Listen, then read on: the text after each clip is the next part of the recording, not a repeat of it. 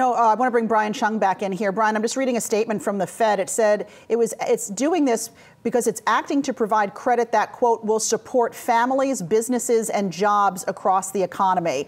For those listening and not quite understanding what establishing a commercial paper funding facility means to them, why should the average person or the average investor care about what just happened with the Fed? Well, they should care because this is a way that you can keep businesses at least alive through the stresses from the coronavirus. So when you consider the fact that there are all these retailers, large and small, that have to rely on funding while they close their businesses, while consumers are quarantined inside their homes, it's uncertain about how long these companies will be able to survive with no profits, with no revenue actually coming in. So when you consider that we don't know how long this coronavirus will last and that most commercial paper issuance is only 90 days, the assumption is that if you cannot survive beyond 3 months, if you don't have enough cash on hand to last that long, you ultimately will have to go out of business. So that's why people have not been buying commercial paper or actively participating in those corporate debt markets. And the Federal Reserve right now is trying to say, we're going to offer our own lending facilities so that if anyone has commercial paper that they need to renew,